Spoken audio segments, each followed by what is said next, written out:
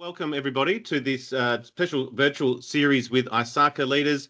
We're going to be hearing across the series from cybersecurity and ISACA leaders from the United States, Australia and New Zealand.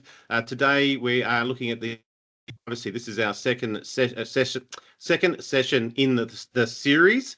Yesterday is now available on demand, which was the State of Cyber Part 1. Very interesting. Went for the full hour as well with about 6-panel session. Very interesting. So that is available on the website as well. I've just put some links into the chat there as well. This afternoon, we've got State of Trust with Vanta, and then tomorrow we'll wrap up the series with State of Cyber Part 2. But thank you very much for joining us today and this morning in particular. It's an early one for some of us. For those who don't know, my name is Chris Cubbage. I'm the Executive Editor and Director with MySecurity Media, so I'll be the series moderator and the moderator today. Our protocols are this is recorded, so it will be available on demand, hopefully by tomorrow, potentially this afternoon. Questions are welcome. We've got a tight group with us this morning, and given it the topic on privacy, very much encourage your questions, what you're actually seeing and what you'd like our panellists to focus on from the State of Privacy report. We have set aside 60 minutes, given it's a tight session, so we may go short, but we will keep the session succinct. Thank you very much to our national partners, Fugro Spark and Curtin University, and our series partner, Security Exhibition and Conference, which is at the ICC in August, Kinetic IT, Cisco, and for the ISACA series sponsor, Vanta as well. We did talk about this. This is an ISACA series, so this is all wrapped up in. This is not just a standalone session looking at state of privacy. It relates to the state of cybersecurity report from ISACA, the state of digital trust that we'll look at this afternoon, and the state of trust report from Vanta. So again, these sessions should be viewed together. I mentioned yesterday we looked at the state of cybersecurity report from ISACA with our panel. Thanks again to Jamie, Shirag, Abby, Jason, Bharat and Resma. Very interesting session with representation from Sydney, Melbourne and Auckland. And I know we've got people from Auckland here in this session. So again, well worth having a look, and that is available now on demand on the website. Today, State of Privacy 2025. Australia has seen some new reforms come out. I think they came live in December 2024. So we do have a new privacy framework and environment here in Australia, so very relevant to our Australian audience as well. And without further ado, I'll introduce the one of the report authors, Safia Kazi from ISACA Global. Safia, sitting there in Chicago. Thanks for joining us. Thank you so much. And always a pleasure, the ISACA Oceania Ambassador, Joe Stewart-Rattray. Joe, thanks for joining us once again.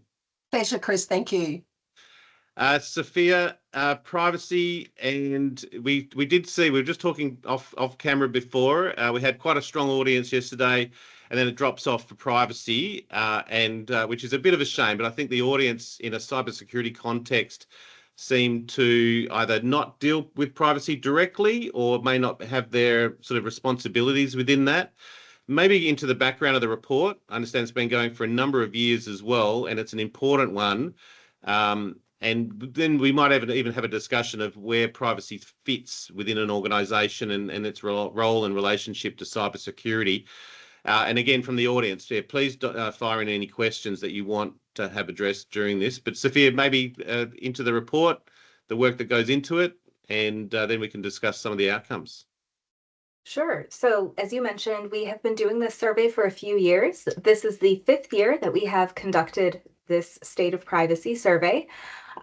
We sent it to several people who work in privacy in some capacity. We had 1,600, just over 1,600 people complete the survey this year.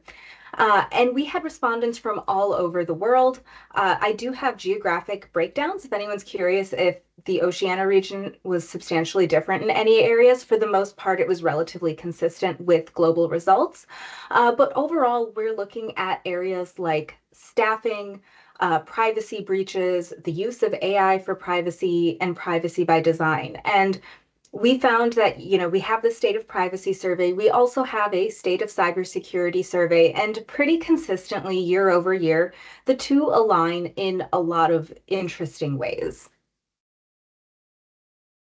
Okay, well, the first one that pops out to me was the pressure of budgets. So expecting to do more with less. It's exactly what we heard on the cybersecurity report as well. The other one was stress. Like that leads to stress with smaller teams. There's a degree of stress there. I'm just looking at the challenging landscape. So the first 38% complex international legal and regulatory landscape, lack of competent resources, 37%, and then management of risks related to new technologies, 36%. Let's just deal with that first one, the legal and regulatory landscape, and may then rise who deals with privacy within an organisation.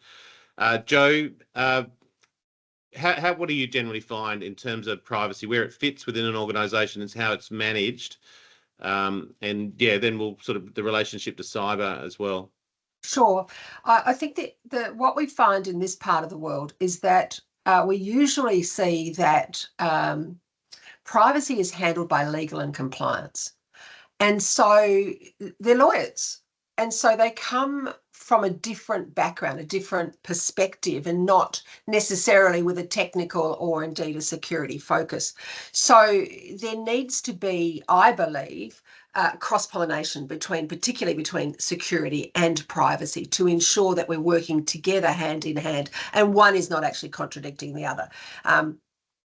It's interesting because the privacy professionals from a legal background will always come up with different questions that sometimes, as a working CISO, I am often surprised by. It's like, whoa, where did that come from? But it's coming from a purely legal perspective. So that's where it sits. But I make it very my business to ensure that I work closely with our chief privacy officer, particularly in relation to the legal ramifications of some of the new framework that we're seeing in Australia, the changes to the principles, etc. And so it's really important that, because I'm a cyber person, I'm not a legal eagle, so I don't have that same understanding. I also think that there's risk and assurance has to come into the picture as well. So that's why it often sits with legal and compliance. So you have risk and assurance. I see it, and I've said this to you before, Chris, about things that I see it as a Venn diagram where you've got privacy, security, risk and assurance, and there's a bit in the middle where we all come together, and that's where the rubber hits the road and we should be actually working together. So to me, it should be we should be working horizontally across the business, because this is about the business. This is not just about security or privacy. This is generally about not just corporate data, but the data of our clients or the data of our patients in the medical sense. So I think that's where we have to be really mindful that we work together hand in hand. Well, I'm thinking you mentioned compliance. It sits in compliance, which should be a GRC, and I don't know. I imagine having being a GRC, governance, risk and compliance, having privacy as well as risk and governance sitting in with potentially one person could be overwhelming. Safia, I was going to ask, what's the profile of the 1,600 in terms of, is there a profile of those that are surveyed and sort of difference in how many GRCs might have been in there? That's a good question. It was pretty evenly split across a variety of demographics, interestingly, as far as enterprise size goes, revenue of enterprise. But we saw that as far as privacy and who it reported to, it tended to vary in a lot of organizations. A lot of organizations have a chief privacy officer, and so privacy professionals will report to them. But we also do find that a lot of times it's a senior C-suite security person. But again, that's coming from the global perspective. And so there may be some regional differences from that area. Yeah, we certainly see often it's the chief legal officer that they report to, or chief legal counsel. Yeah. And then reporting to the chief legal counsel will be a privacy officer who are obviously more junior and will need. So again, I think that's where that privacy officer might be required to do a lot more work than what the legal officer might be required to do. I suppose the other important one, and we looked at the profile of the people within this session here, is leaning towards the health sector. And so what's the profile of the enterprise industry sectors that they were in, Safia? So the most common was people in tech services and consulting, which can mean a lot of things. Some people, they might be consulting on healthcare, while others are maybe in a government capacity. But yes, technology services and consulting was the most common. Healthcare specific was actually quite a bit lower on our list of survey respondents. Okay. And Joe, what are you finding here is the impact of new privacy reform? We've had some, even some recent breaches within sort of superannuation, right? So, but we've had some large breaches here, and they tend to be either telcos or large medical or universities. So these are large numbers. Do you think or large legal firms have been hit as well? Yeah. So I'm just thinking in terms of the breaches that we're seeing, the impact that privacy has. Basically, I suppose there's no excuse for privacy not to be top of mind for organisations.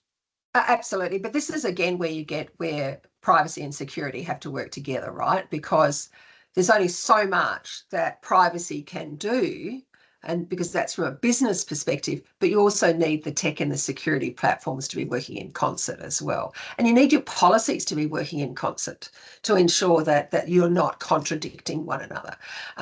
Certainly, I'm in the healthcare sector, and I have to say that, it's the third most targeted industry sector in our part of the world. So, well, we've just started a new health ISAC. Yeah, look, even down to that point where the government's sent out grants for health ISACs is another indication. Maybe budget, Safia. This is quite high. When it comes to resources, 43% indicate their privacy budget is underfunded, and 48, almost a half, expect a budget decrease in the next year. And then 73% indicating they're the most difficult privacy employees to hire.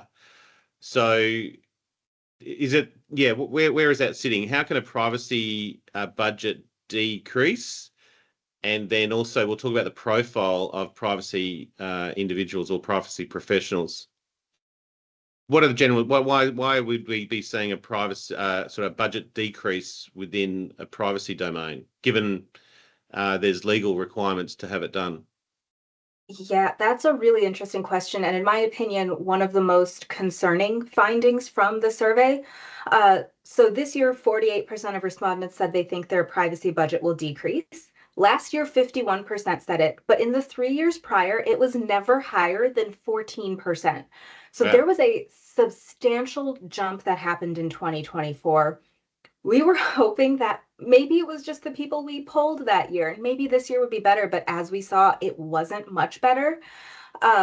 Maybe this is reason for celebration. Only about 10% of survey respondents this year said that their privacy budget actually decreased last year, which might hint at maybe anxiety around budgets that isn't necessarily going to come to fruition. But it might also mean that privacy budget cuts are coming in the future. It's something we're keeping an eye on, but it's especially concerning when we look at the fact that there are so many people who already feel like they are understaffed and they don't have enough resources. What happens when these people experience even more budget cuts sometime soon? It's highly concerning, and I really worry about, we were talking about burnout a little bit. What is that going to mean for people who are currently in the industry, potentially having to take on even more work with fewer resources? There's a couple of things there. One, it could be a double-edged sword. So they might be feeling that they're managing privacy better, maybe better with use of technology platforms, and therefore they're less reliant on a sort of manual privacy system.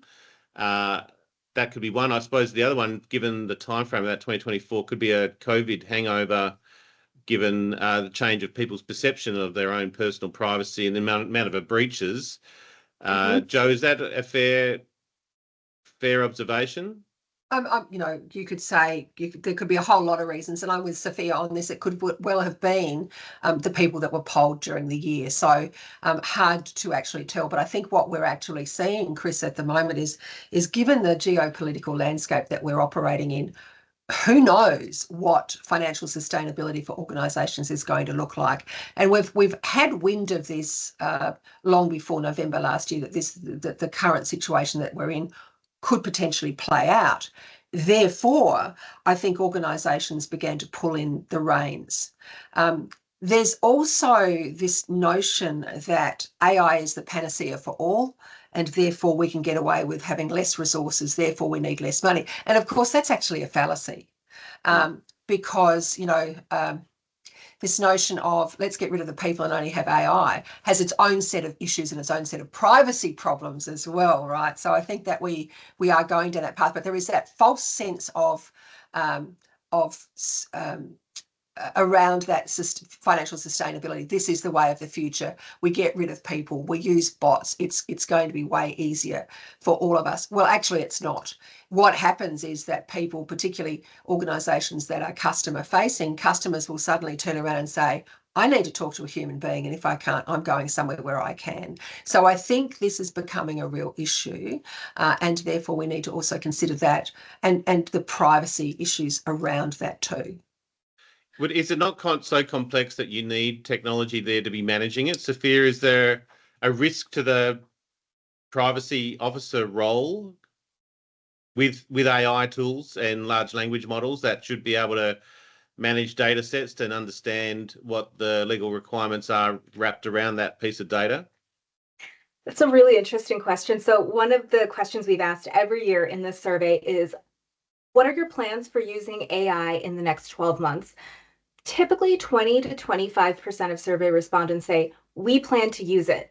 And then the following year, when we ask, do you currently use AI for privacy?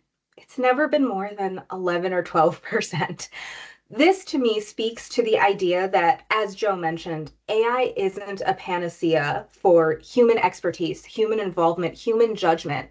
And I think when we talk about AI, privacy is especially interesting because a lot of AI models require massive amounts of data to learn. And unfortunately, in a lot of cases, as we have seen, some of these creators of these AI models don't have permission to feed certain information into it. They don't have consent from people whose personal information is being used to train an AI model. So while I think there absolutely is the potential for AI to potentially support the work of privacy professionals, I think a lot of organizations understand that it's not a replacement for human privacy professionals. Instead, it could just be one of many tools at their disposal. I suppose that does lend to the role of the GRC, who has multiple tools and sort of SaaS platforms to manage this. And then you have a human in the middle kind of approach. But I imagine, given some of the size of the data sets, we talked about sort of healthcare and the number of sort of individuals and the PII that's there, one person ain't going to manage that on a spreadsheet, so to speak. The spreadsheet days are gone. But that's never been the case, Chris, really. That is way back in the dim, dark past. I come from there, though, Joe. That's the trouble. Oh, sorry, Chris, I forgot. But, seriously, we've moved well on from that. And there are some really good platforms, as Safia said, out there that can assist us. But it is about assisting us. And the issue that we have with LLMs is where is this data coming from? And as Safia said, what about the consent to use that data? Also, it's about that data getting out into the wild. Also, the results that we get from these models are suggestions. We take them as being gospel, but actually these are suggestions, and we cannot guarantee that the responses that we are getting to our prompts are actually accurate. And we've seen that. There have been a number of legal cases here in Australia. There's one playing out in Australia now, and others in the US, that have had lawyers actually in contempt of court as a result of using materials that have been incorrect and have actually breached privacy in the process. I do think privacy is the end result of good controls. So, again, just from their security planning, understanding where that PII information is held, how it's gathered, where it's gathered, should be part of your cybersecurity planning and framework. So you understand what your inputs are, and then making sure that your outputs are controlled along the way. So Chris, it's also part of your privacy plan as well. This is where privacy and security must work really closely together. That's certainly something that I work with our privacy officer on, is determining. We have a whole process, a set of principles, which are privacy and security principles and technology principles. When we get requests for new platforms or products to come into the business, we actually look at them and look at all of those elements to ensure that we're not setting the organisation up for a privacy or a security fail. Okay, well, let's have that's a good segue to this session here. There's a few bright spots. 74%, so almost three quarters report privacy strategies aligned with organisational objectives, and well over half believe the board of directors has adequately prioritised their organisation's privacy. So that's pretty promising. And the other one is enterprises are taking compliance seriously, with 82% indicating they use a framework or law regulation to manage privacy, and nearly 70% saying it's mandatory to address privacy with documented policies and procedures. So privacy is acknowledged. Maybe that's why budgets is either stagnating or potentially falling, because it's appropriately being managed. Do you get to that point with privacy? There's only so much you can do, then it's just a matter of managing it? I think that's a possibility. And I'm thinking specifically about something like GDPR, where it was a lot of time and effort and energy to be compliant. And then a lot of organizations said, okay, GDPR is in effect, let's see what happens. And then some enforcement action comes out. They see some fines, but they're not doing that. And so then the investment that they're making into that technology, they realize they can pull back, and it's more going into maintenance rather than building something up. So that is possible, why some organizations are better aligned with privacy, despite the fact that it looks like privacy budgets may be falling in the next 12 months. And Joe, your thoughts there in relation to how you manage privacy? It's not something that the budget should increase year to year necessarily. Our costs increase year to year, so why would our budget not increase year to year? I mean, it's the same thing. If we're looking at tools to assist us, this is the other interesting thing. You can expect to see between a 4 and 8% increase in your licensing fees. That's just standard across the world. So why would that not be the case? So you can't have a budget that's either declining or is staying static if your costs are increasing. Now, this is just like, that's kind of business budgeting 101, but that's something that we really need to consider, and something that we also need to be talking to our fellow executives or board, about, well, we need to make sure that we are increasing our budget in line with those other operational increases that we have, and salaries increase every year as well. So, you can't then suddenly say, oh no, we're not going to pay anybody any more than they've had for the last 3 years. Can you imagine the crisis that would be? So, I think that we need to be very mindful of the whole budget discussion. And it's true, though, I agree with Safia. The problem that we've faced for a long time is that it has privacy for a while, as was with security, was seen almost as a discretionary spend. Security is now at the point where it's recognised that it is not a discretionary spend, it's a must-have, because the bad guys don't take a holiday. And I think now, finally, privacy is getting its toe in that water as well, and we're beginning to see that there's that there's that recognition that privacy is something that we must have, not it's nice to have. Well, that comes to skills. This is another interesting one, where even though the report findings was that the lack of training was leading to breaches, there's one here: have decreased privacy skills gaps by training non-privacy staff for privacy roles, 57% versus 48%. So there's been a bit of a drop there. Maybe let's discuss skills and professional development and the investment in that as well. Safia, what some of the findings there that were standing out, and some of the trends in this area over the years? So one of the consistent trends that we've seen year over year is that our survey respondents say that experience with technology is really quite important. And privacy knowledge is, of course, important as well. But I think a lot of organizations understand that maybe we have somebody working on our databases, or who's built our systems or our applications, who really knows that technology.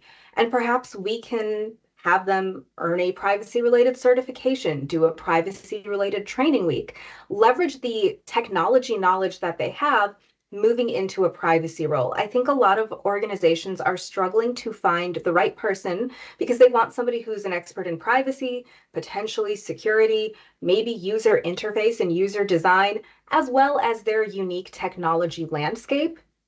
That can be quite challenging. So year over year, we have seen a lot of our survey respondents like the idea of training people who aren't in privacy to move into privacy roles.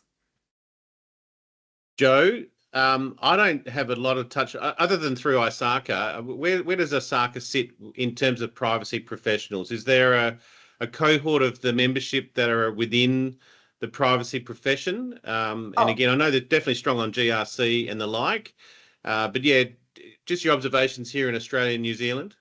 Well, definitely there is, ISACA has its own certification for privacy professionals as well.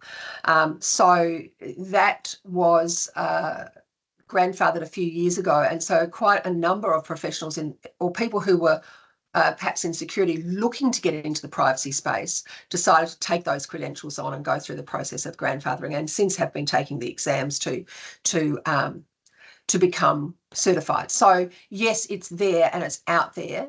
I would still say we've got a long way to go in this country and in New Zealand for privacy professionals to be certified. I think the number is quite small in comparison to perhaps other parts of the world.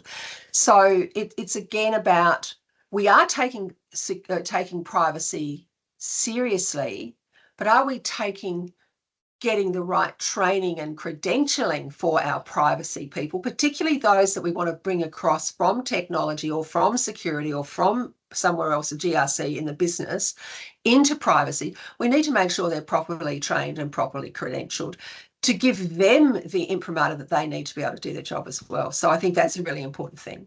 I was going to say, Safia, I think put a line in the sand for the report, particularly for the Oceania region, given our Privacy Act wasn't touched for 20 odd years here in Australia. It's only just gone through sort of a hiatus. So it'd be interesting to see if there is an uptick or what the change is in the region, particularly for Australia, whether there's more privacy professionals or, yeah, where some of the changes might be, given the number of people surveyed for this report. So I think that could be an indicator for next year's report as well. There's a question here. Does ISACA issue a CPE certificate? Oh, for this one. Okay. Yes, I thought that was a privacy question.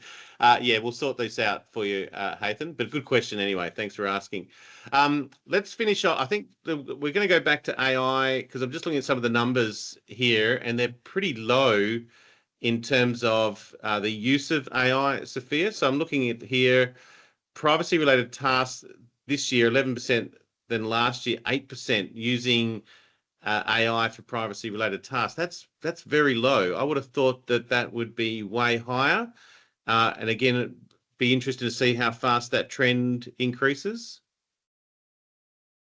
Yeah, it is low. I will admit that I'm a little surprised it's that low as well, because I think a lot of people may be potentially confusing generative AI with AI. Things like data classification might have AI powered behind it. You very likely are using some kind of tool that's leveraging AI at some point. But I also think the low adoption is potentially good news because, Joe and I were talking about earlier how it's not a panacea for everything. It can potentially lead to a lot of significant risk. And so this to me indicates that privacy professionals are being really smart and thinking about the risk before jumping to adopt the latest technology, looking past all of the sales speak and trying to truly understand what value this technology can bring, as well as any potential risk it may pose. Yeah, Joe, thoughts on that? A good indicator if it's low? I agree with Safia. I think there's some thought going into this, which is great. Also, I think there's a bit of confusion about automation versus AI as well, which goes to Safia's point, right? I think that, we have long been using scripting and reporting and automatic automation processes in order to extract data. Because as you said before, Chris, we're talking about huge amounts of data these days, and we can't use single human beings for this, but we can use use tools that help us with that automation process. So I think there's a lack of understanding about what AI is in this space, and that's maybe also why we're seeing the numbers perhaps could even be a little bit skewed as a result of that, because people think of it as being something different to what it actually is. We're not talking about, you know, a chat bot or that sort of stuff. You know, we're talking about automation to get the job done. So yeah. Well, it'd be, again, something to look for next year's report, given I think around 36% are planning to use AI, but that was consistent to the previous year. And as I think you mentioned, Safia, that didn't actually happen. So that could be a budgetary impact or the like. But I think one thing I thought we'd finish off with, if there's no question, I'm just checking a question here, more of a comment. If you've got a question, definitely throw it into the Q&A so I know it's a question. But we might finish off on how enterprises monitor privacy programs and some of the findings, because they're quite split, given performing a privacy risk assessment is only about half. I'm looking at figure 14, Safia, and if you, again, the link to the report is in the show notes. But yeah, Safia, just walk us through how enterprises monitor privacy programs and how some of that's changing.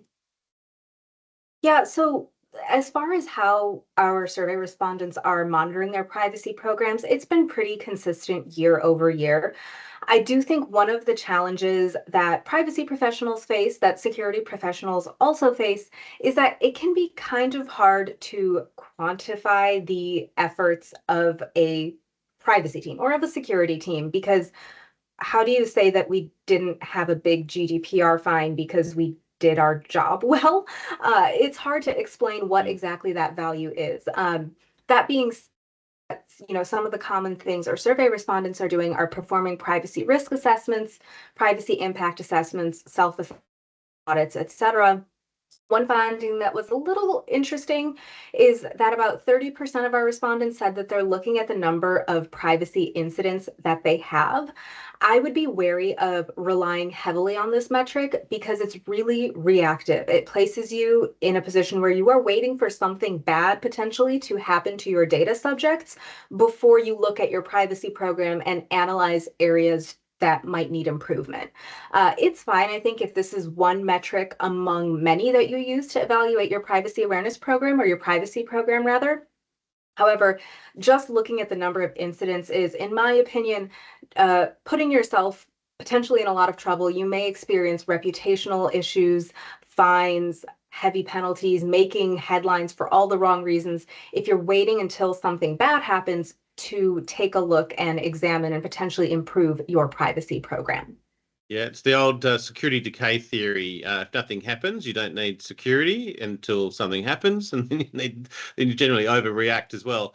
Okay, well, look, there's a couple of questions here. Thanks, Don. Despite new laws and general increases in awareness, many organisations are still collecting ridiculous and unjustifiable amounts of PII.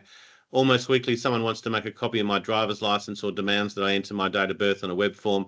What's still missing? And I think that's that input question. Safia, internationally, I take it this is still a common problem? It is. I love that question because it, to me, highlights how important it is to not place compliance as your end-all, be-all goal. The fact of the matter is, privacy laws and regulations they can be wonderful, but they aren't necessarily going to protect everyone in every single situation. And unfortunately, there are a lot of organizations that will collect information as long as it's not going to result in a fine. That's not necessarily ethical behavior. I don't think it's right. I do think there are some organizations that are taking a stand and saying, we are going to prioritize privacy regardless of what laws and regulations are telling us to do. But I guess, Don, to your question, they're doing it because they can. Laws and regulations are just lagging as far as truly protecting people. And this is also really interesting from an international perspective, because our counterparts in the European Union tend to have a lot more protection simply because of the GDPR. And it does make you wonder, why is it that a LinkedIn user in the European Union has certain rights that me, as a LinkedIn user in the United States, don't get access to. So it's a really interesting issue. And my advice to everyone would just be to think about compliance as important, but understand that ethics and doing the right things for the right reason is how we can create a true culture of privacy. Nice. And Joe, do you want to have a stab at that one in terms of what's still Yes. missing with too much information being gathered? I love that notion of a culture of privacy. You know, I was actively involved in ISACA back in the noughties when we were talking about building a culture of security, right, within organisations. So I love the fact that we're talking about building the culture of privacy. I think there are a number of issues here, Chris, and one of them is that Don's absolutely right.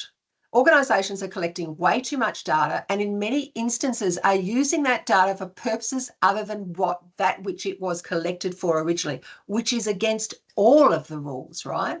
So we do need to start putting stops on organisations.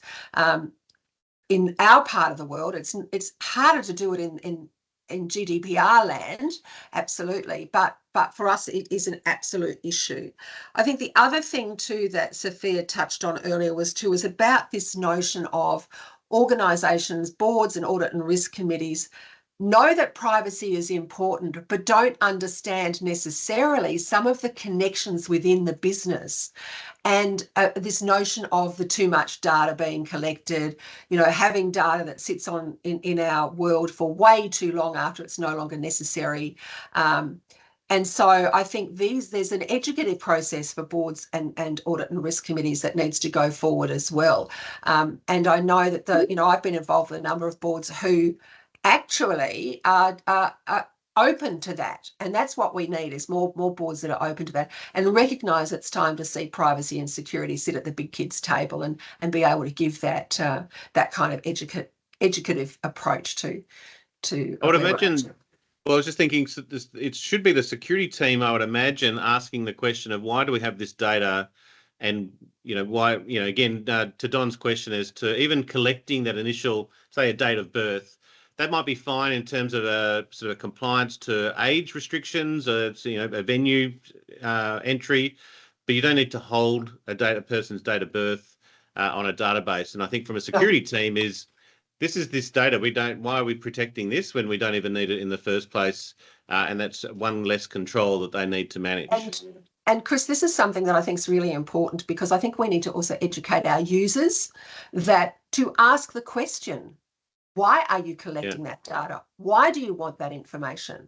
And I've been through a situation in the last 12 months where I've had to do that a lot. Why do you want that information?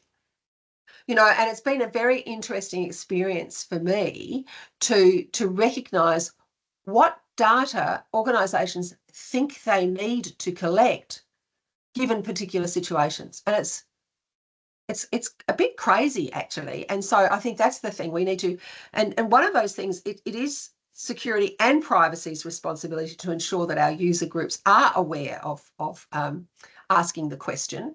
I conducted for my organisation a while ago in conjunction with our privacy officer, just some webinars, which was all about privacy and you and where privacy and security meet. And the other one was, cybersecurity for you, which had nothing to do with work, but it was how you protect yourself in the world and how you do ask those questions. So I think it goes down to basic privacy and basic security hygiene at that level. Well, Don's got one more, and I've got one in the chat that I noticed as well. But Don's, as CISO, should we be putting more emphasis on data classification and audit? And obviously data classification under 27001 is a core aspect. I suppose it's the audit side, Safia, from a privacy audit. I think when we looked at the privacy risk assessments, there's one of those is only 35% undergoing a privacy audit or assessment. I take it, here's a question: how often would you recommend doing a privacy audit on an organisation? Is it subject to something like an annual thing, or you get away with every sort of 3 to 5 years? I think annual is not a bad idea, but I think the thing that can really help drive it is we were talking about the data. Know what data you have. If you have, launched a new application, yeah, that might be a good time, maybe after it's gone into effect, to say, hold on a minute, what data is this actually collecting? Is this okay? Ideally, you do that before as well, but also once it's in effect to see how exactly it's working. I think knowing the data is so critical, because if you don't know you're collecting information, how are you going to be able to protect it? That's a privacy by design approach, I'm assuming. So that's a good one. There's one here from, I think it's Varun. How many organizations monitor AI performance continuously even after deployment? There is, you've got some points here, Varun, in terms of recognized principles, including bias, privacy, security, trustworthiness. Within privacy, maybe just a brief touch on bias. Is that something that falls into the remit of the privacy officer? That's a really good question. I don't know that there's a uniform answer, but NIST here in the United States, the National Institute of Standards and Technology, they released a privacy workforce taxonomy. Within that taxonomy for privacy professionals, there were numerous tasks around AI ethics, bias, data, fairness. A lot of these issues, it appears, at least in the United States, may fall to privacy professionals. I will say there aren't many roles that are solely ethical AI, Yeah. good data for AI. And so I think a lot of this is going to fall on the shoulders of privacy professionals, simply because I don't know who else has the expertise to do it. I Well, do anticipate that bias is going to be a thing that falls under the privacy department. very good. I did meet one recently, responsible AI lead, working for the Australian Air Force, but they are adopting AI, and her role was to make sure that there's a degree of responsibility, ethics, and all that. So it was a designated role. But again, I think that's another, that's another similar sort of not pigeonholed role, but you need to work with across a team of disciplines to make sure it's all being done. And I imagine that should be the same approach as at an organisational level. Ethics would potentially fall under legal as well. Look, I'm just conscious of time here. The problem is that, okay, we probably won't go into the comments. We'll keep it to the questions. But yeah, maybe just as a wrap up, Joe, the importance of these reports and the relevance to your role, even as an Oceania ambassador, and how it relates back to your observations to members within ISACA. There's no new surprises here. You're on mute, by the way. Just a quick, there you go. You knew it. No, it's just I had a dog who decided he'd Oh. have a little bark, you see, so I thought I'd go put myself on mute. Look, Chris, I think I'd just like to just circle back to the topic of bias. One of the issues that we see with algorithmic bias is that there are actually some human rights issues involved here as well. So there's discussion. I'm not long back from the Commission on the Status of Women at UNHQ, and I have to say that there has been for about 3 years now a discussion around what can be done to stop algorithmic bias. And one of those things is to actually increase the number of people from diverse backgrounds working in AI, right? So we're not bringing our own baggage along with us when we're creating. The World Economic Forum has also had a lot to say about it, saying that only, for instance, women, only one in 5 workers in AI is a woman, so that's 22%.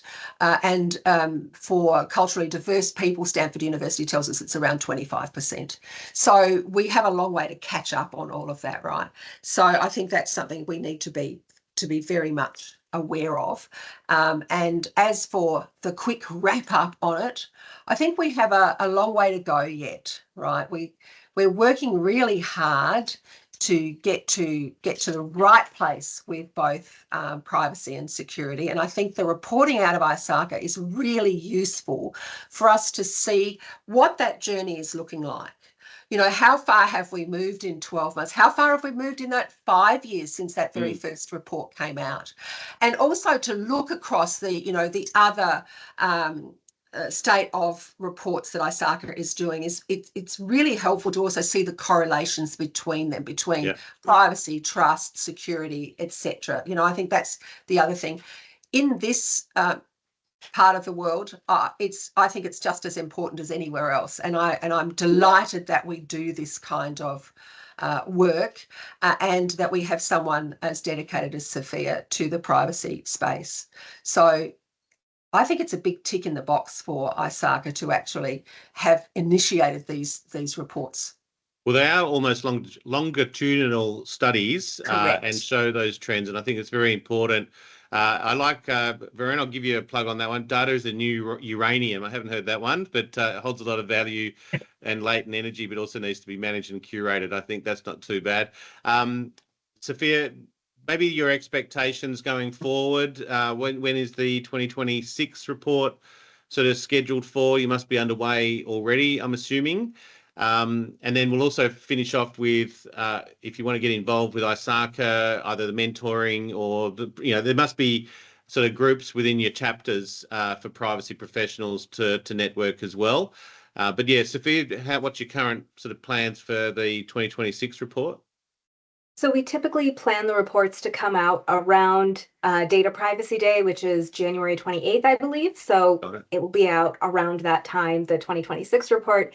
As far as getting involved, we have a lot of opportunities. If you are interested in just asking privacy professionals questions, the ISACA Privacy Engage Forum online is a wonderful place where you can say, I need to write a privacy policy. Can anybody help me? You will find so many people from all over the world who are more than happy to help. But show up to your local chapter events. And I think one of the really interesting things about privacy that I think makes it really interesting is you can talk to anyone about privacy, even somebody who doesn't work in tech, because it ultimately impacts all of us. So yeah, I would just say keep spreading the good word, but there's so many opportunities to get involved with ISACA if you are interested. Perfect. And Joe, any calls to action that you've got put you on notice there? Thanks, Nothing? Chris. I love a question without notice. Look, quite honestly, I agree with Safia. It's about get involved with your local chapter. That's how I walked into my local chapter 20-something years ago, thinking I was just going to, put my feet up and learn from other people. I ended up on the board as the vice president of the chapter within 12 months, and then found myself on the international board of directors for 7 years. So, and I've been involved in task forces and working groups across the world, meeting the most incredible professionals in the space that I would not ever have had the chance to do in any other place, I don't think. So ISACA has a lot to give its members, and as members, we give back as well by doing this. So absolutely get involved, find out where your local chapter is. You can find that information online at the ISACA website and do it. And I would love to see more people getting involved with our chapters, because they do offer some really good learning opportunities too. Wonderful. So if you had caught yesterday's session, we did also walk through the Melbourne, Sydney and Auckland chapter events that are coming up as well. The Sydney AGM is actually on this week as well. But do reach out. I think in this context in privacy, there's a lot of colleagues there that you can. And thanks to Don also putting in some links there in the chat. Look, on that note, we'll close off this session. Around 45 minutes is perfect. We will be back this afternoon, 1 o'clock Sydney time, and we will be looking at the state of digital trust. So after cybersecurity and privacy, looking at trust is obviously a natural next step to do. So that's the ISACA 2024 report, and we're proudly sponsored by Vanta, and they will also be looking at the State of Trust report from Vanta, which is very related much in relation to the compliance platforms as well. So we're going to be joined by on an ISACA board member, Jamie Norton, Jason Wood from the Auckland chapter, Reshma Devi from the Melbourne chapter, and Evan Rose. He's in New Zealand with the ISACA chapter, but he also works and represents Vanta. So that's 1 o'clock today.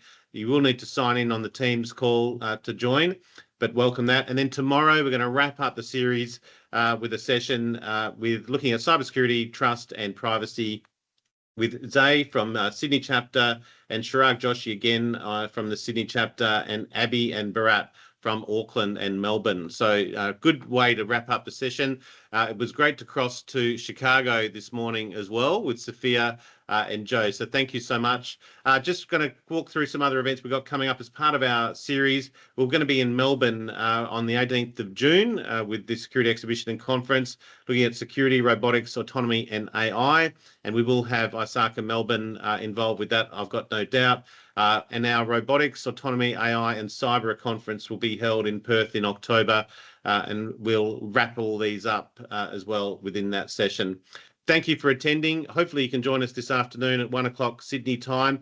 But once again, to Joe and Safia, thank you very much for joining us, and for the audience and the questions, particularly Don and Veron. Thank you very much. Enjoy the rest of your morning and evening in Chicago. Thank you. Thanks.